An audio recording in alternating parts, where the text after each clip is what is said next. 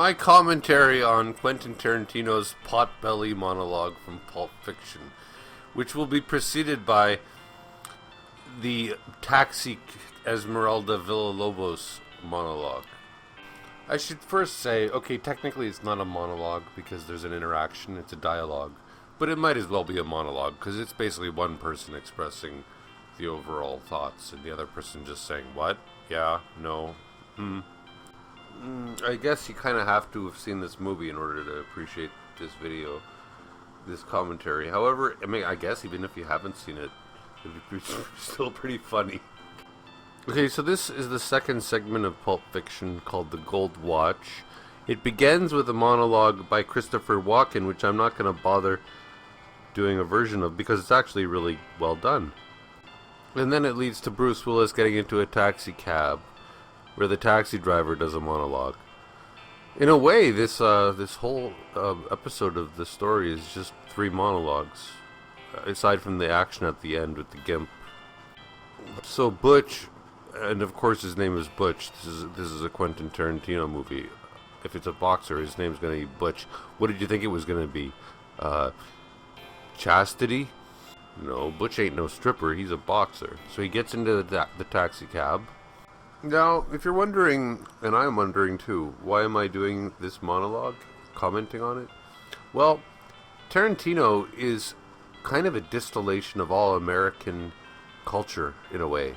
And he inspired American culture in terms of films. You know, I'm in Canada. I can't really say I'm an American or anything, but I mean, well, North America. Well, everything. It's the United States of America. But the thing is, for all the criticizing we do of Americans, we all have X-Men, you know, we all watch The Simpsons, South Park. I was in Germany one time, and a German guy was telling me how much he hates Americans. But meanwhile, I look over at his bookshelf, and it's all like The Simpsons and South Park and like all these American movies. So America, the United States is a microcosm of the whole planet. In terms of film anyways, and the influence it has. And Pulp Fiction is a microcosm of American film, to some degree. So Butch is in the taxi cab and he's taking his boxing gloves off. And girl driver goes, Meester. And I just realized that maybe this is kind of like Quentin Tarantino showing how like other countries look up to the American man. Because she's not American, right? She's an immigrant. She goes, Meester. And he ignores her, and she goes, hey, Meester. And he goes, what? She goes, you were in that fight. And basically, she's just super turned on by the fact that he just killed somebody in the boxing ring. The fight on the radio. You were the fighter? And Butch goes, whatever gave you that idea? And if I was Esmeralda, I'd probably say, well, maybe because you're not wearing a shirt and you have boxing gloves on, and I just heard about it on the radio, and I was sitting outside of the boxing match in my cab, and she goes like totally sexual. No, come on, you're him. I know you're him. And she goes, tell me you're him. This is like how people talk when they're having sex. Say it, I'm him. And he goes, I'm him. Nobody says I'm him. And she goes, you killed the other boxing man. And Butch goes, he's dead. And she goes, the radio said he was dead. And you know, now that I'm like reviewing this out of context, I'm thinking, this woman is a effing psycho. What the hell's wrong with her? I guess, I mean, I've never said or thought this before, but maybe Quentin Tarantino thinks violence is sexy. Not just cool, but sexy too. And Butch goes, sorry about that, Floyd. And she goes, what does it feel like? And he goes, what does what feel like? Yeah, I never realized how sexual this scene is. Yeah, so he goes, what does what feel like? And she goes, killing a man. Beating another man to death with your bare hands. And Butch goes, are you a weirdo? And I guess this is the one part where I'm like, okay, that was a smart thing to say. And she goes, ha ha ha, no. It is a subject I have much interest in. And if I was Butch, I'd be like, well, that means you're a fucking weirdo. And then she goes, you are the first person I have ever met who has killed somebody. I don't know, honey, are you sure about that? You've driven a lot of people in a lot of taxi cabs. My neighbor in my building has killed somebody. I only know that because he's told me. He was in jail for like 10 years for manslaughter. A lot of people have killed people. So then she repeats again in like a very sexual, so, what does it feel like to kill a man? And I'm thinking right now, hey dumbass, it's pretty easy to imagine what it feels like to kill a man. You probably didn't plan it. Most people don't plan it. And it's like, oopsie. And then you feel bad about it. Like, mister, you touched the stove and burnt your finger. You are the first person I've ever met who touched a burning stove. What does it feel like? You know, touching a burning stove. It hurts. And Butch goes, I tell you what, give me one of them cigarettes you got up there and I'll tell you all about it.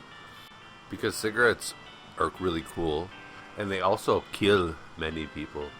So then he looks at her license, and she goes, so, Esmerelda Villa Lobos. He goes, is that Mexican? And she goes, the name is Spanish, but I am Colombian. So, yeah, I think I was right. This scene is basically, well, it's a scene about sexualizing violence, like how hot she is for violence. And it's also about how other countries worship Americans. They look up to them. And he goes, that's some name you got there, honey.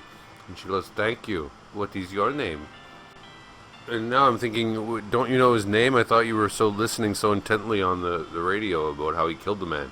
Wouldn't you know his name? But anyways, Bruce Willis goes, Butch. And she goes, Butch? What does that mean? And he goes, I'm an American, honey. Our names don't mean shit. So this is an interesting presentation of Americans to other countries. Our names don't mean shit, and our lives don't mean shit. Nothing means shit. And Butch goes, well, moving right along, Esmeralda, what is it that you want to know? And she goes, I want to know what it feels like to kill a man. And she's smiling, and she's like she's just like turned on as hell. And Butch says another reasonable thing. He goes, I couldn't tell you. I didn't know he was dead until you told me he was dead. But now that I know he's dead, you want to know how I feel about it? This is where we start getting cool. And Butch goes, I don't feel the least bit bad about it. Well, I don't know, man. You just found out you killed somebody. Maybe you want to, like, digest it for a few days. Maybe you might have different feelings. It's a little bit too early to be sure about how you feel about it. I mean, a minute ago, didn't he just say, I'm sorry, Lloyd? And then Butch goes to a phone booth and he goes, what the fuck I tell you? As soon as I knew the fix was in, the odds went through the roof. Roof. In Canada, we say roof. And he goes, I know. Hey, fuck him, Scotty. If he was a better fighter, he'd still be alive. Rule number 1 in Quentin Tarantino's universe. You have to, don't forget to keep being cool. If you never laced up his gloves in the first fucking place, he'd still be alive. Meaning like, yo, you don't mess with Butch. And then he says, importantly, yeah, well, who gives a fuck? That's another very good point. Who gives a fuck? And then he goes, it's over now. Enough about the poor unfortunate Mr. Floyd. Let's talk about the rich and prosperous Mr. Butch. Meaning like, I don't care about anybody because I'm self-centered. I'm a self-centered narcissist.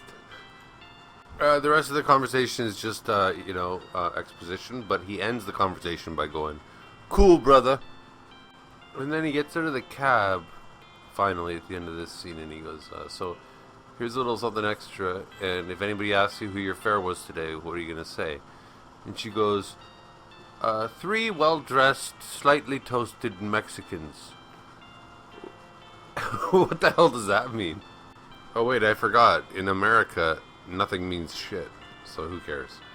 No, I can only speak for myself. But if I just killed somebody accidentally, because it was a boxing match, he didn't even know he killed him. If I just accidentally killed somebody, I'm in a cab, I'm on the run, because I know that the mob is coming after me. I'm not going to be too relaxed. I'm going to be like highly, highly stressed out. But Butch is acting like, I don't even give a fuck.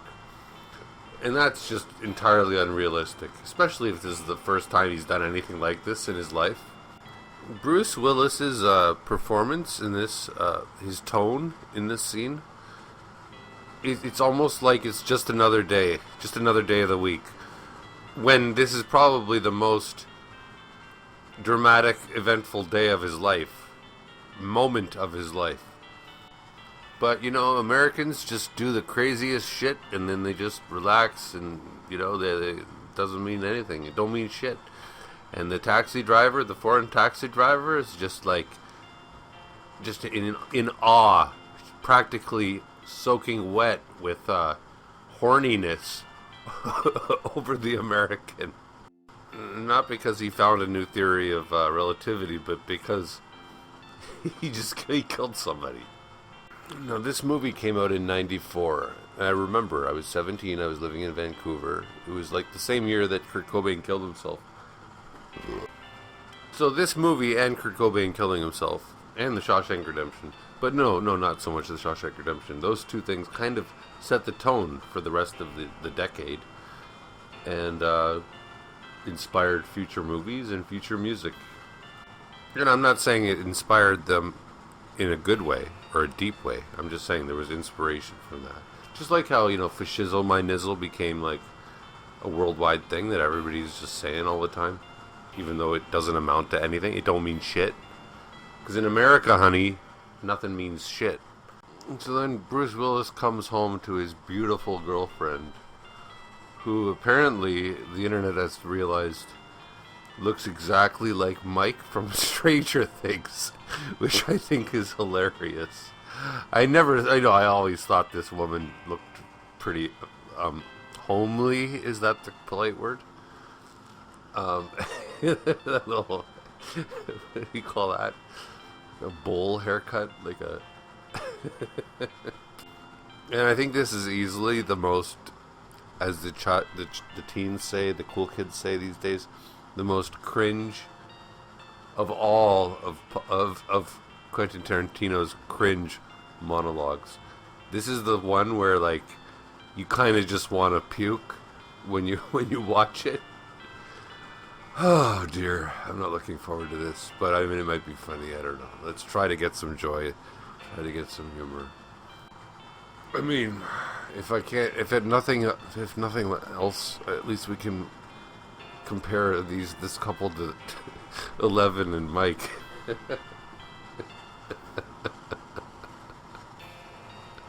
Oh, that's good. Yeah, I'm just preparing myself for this effing scene about the pot belly, and also I just want to take a moment to enjoy this meme, because that's pretty damn funny. I wonder how long they've been joking about this. Okay, back to work. I'm really afraid of having to experience this scene again. It's painful. Hopefully I can find some humor in it. I'm worried. Okay, fine. So Butch enters the room and she's lying there and she goes, "Keep the light off." And then I guess he turns the light off and he goes, "Is that better, Sugar Pops?" And she goes, "Oui." I guess she's French. And she goes, "Hard day at the office?" And he goes, "Pretty hard. Got in a fight." And she goes, "Poor baby. Can we make spoons?" And then it finally clicked. Because I was wondering, why is it that she's not American? She's like got an accent, right? And then I realized, because in Quentin Tarantino's universe, women are inferior to men, so they're not American. So they don't know how to talk as well. So they say things like, "Can we make spoons?" instead of "Can we spoon?" I'm actually going to Google whether Quentin Tarantino's wife is from America or not. Maybe he likes his women dumb. Yeah, it seems his wife is from Europe, from Israel. I wonder if Quentin Tarantino's wife says to him at night, "Can we make spoons?" Anyway, so Butch goes, "You know what? I was thinking of taking a shower. I'm stinking like a dog over here. You know, 'cause I'm a man. I stink and stuff. I'm adding some, some of my own. And then she says, "I like the way you stink." Of course she does. He's an American man. He smells like an American. And he goes, let me just take this jacket off. Here's where it gets really good or bad, depending on whether you're looking forward to cringe. She goes, "I was looking in the mirror. I wish I had a pot." And Butch goes, "You were looking in the mirror at yourself and you wish you had some pot?" I know, I'm just wondering, is that supposed to be funny? That's all I'm wondering. When she goes, a pot belly. Pot bellies are sexy. So I think what Quentin Tarantino is doing here is he's trying to say that this chick is so hot and so naturally skinny that she wishes she could have a pot belly. While most women have to work their ass off. They have to literally exercise for like 10 hours a day to get rid of their pot bellies. This one's so hot, she wishes she had a pot belly. Similar to the earlier scene with Uma Thurman in her segment, where she's sniffing coke in the bathroom while all the other women are doing their makeup, because Uma Thurman doesn't need to do her makeup because she's so hot. And then Bruce Willis says, "Well, you should be happy because you do have a pot." And she goes, "Shut up, fatso, I don't have a pot." And wait, didn't you just say pot bellies are sexy? Okay, let's just get through this. She goes, "I have a bit of a tummy like Madonna when she did Lucky Star. It's not the same thing." Butch goes, "I didn't realize there was a difference between a tummy and a pot belly." Well, this is really good. When she goes, "The difference is huge." Well, I guess, literally, it would be huge if we're talking about being fat. And then he goes, "Do you want me to have a pot?" Okay, alright, get ready. She goes, "No, pot bellies make a man look either oafish or like a gorilla. But on a woman, a pot belly is very sexy. The rest of you is normal. Normal face, normal legs, normal hips, normal ass, but with a big, perfectly round pot belly. If I had one, I'd wear a t-shirt 2 sizes too small, too accentuated." I don't know I don't think it's sexy. And what is this about? Like, I'm sure Quentin Tarantino was a virgin at the time, but this is like an intimate romantic scene. So I guess this is just like, he's just interesting seeing how he thinks that a couple interacts intimately. They talk about this kind of crap. And then he says what I just said. He goes, "You think guys would find that attractive?" And she goes, "I don't give a damn what men find attractive." Well, I think you do. I think we generally want to be appealing to the opposite sex. And then she goes, "It's unfortunate what we find pleasing to the touch and pleasing to the eye is seldom the same." I'm not so sure that's true. Men are all about what's pleasing to the eye. I think women are more into what's pleasing to the touch. Like, I dated a girl once and I'm like, "You prefer being touched rather than touching other, like when it's intimacy." No, women much more prefer the touch, sort of, this idiot says, rather than men. Men just want the visuals. That's why they watch porn. But what would I know? I'm no Quentin Tarantino virgin who just is making this stupid scene, so what would I know? And I got a note here. I'm not a virgin, but I would be if women were talking about like this. When I was trying to, get down, I'd be like, "Oh, Jesus, shut up." I'd jump out the window. And then they have some cutesy little words where he goes, "If you had a pot belly, I'd punch you in it." And she goes, "You'd punch me in my pot belly?" And then he goes, "Right in the belly." And she goes, "I'd smother you.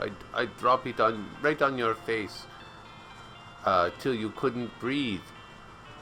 You do that to me? Yes.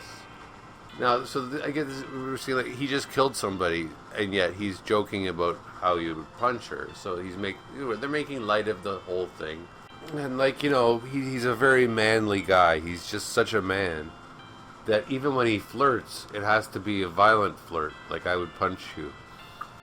Like that's how Butch says I love you to his girlfriend. He says, "I'd like to punch you in the face, you dumb bitch." And then they do a little bit of exposition where he's like, "Did you get everything from my apartment? Our apartment? Yeah, everything went as planned. Did you listen to the radio?" And she goes, "I never listened to your fight. I never listened to your fights. Did you win?" And he's like, "Sure did, baby." And then blah blah blah. So you win. You were the winner. So it all worked out in the finish. And he goes, "We're not at the finish yet, baby." And then they kiss. And then she goes, "We're in a lot of danger, aren't we?" And Butch nods, and she goes, "If they find us, they'll kill us, won't they?" And Butch nods, and then she goes, "But they won't find us, will they?" And he shakes his head, no. Now, if you're wondering why you're wasting your time listening to me narrate this bullshit, it's because everybody should be wondering why they're wasting time watching the bullshit that I'm narrating. Like, when you watch this movie, you should just skip this whole part. It could be omitted entirely to the benefit of the overall movie. Do you still want me to go with you? I don't want to be a burden or a nuisance. Why is it that she's apparently French, but yet she has the same accent as the cab driver? And then she goes, "Say it." And he goes, "I want you to be with me." And she goes, "Forever?" And he goes, "Forever and ever." I'm actually surprised Quentin Tarantino was capable of showing just like actual expressions of love. This might be the only time in any of his movies that I can think of where he actually just like does this. Good job, Quentin. And then she goes, "Do you love me?" And he goes, "Very, very much." And I'm like, "Wow, Quentin, look at you. You grew some spine, you little prick." And then she says the most cringiest thing in the whole universe. She goes, Will you give me oral pleasure?" So she can clearly speak English, but she doesn't know how to say, "Will you eat me out? Will you give me oral pleasure?" I mean, that's a rather clinical way of asking for that. That would be like me saying, that would be like saying to a girl, "Would you lubricate my penis with your mouth opening?" Oh God. And then he goes, "Will you kiss it?" And she goes, "You first." And he goes, "Okay." What have I just put myself through? I feel like I've been molested. Quentin, what was the point of this? Why did you do this? Why did you put everybody through this? Why couldn't you have just had him come home and say, "Hi, honey, I'm home," and then go to sleep? I just... And this is the famous dialogue that Quentin Tarantino is like, oh, he's the best at dialogue and monologues. This is the best it gets. Will you give me oral pleasure? Anyways, that's enough of two of the worst Tarantino dialogues I've ever heard. I think I deserve a break. I would tell you to have a really great weekend, but if you just watch this, then I think I just ruined it for you.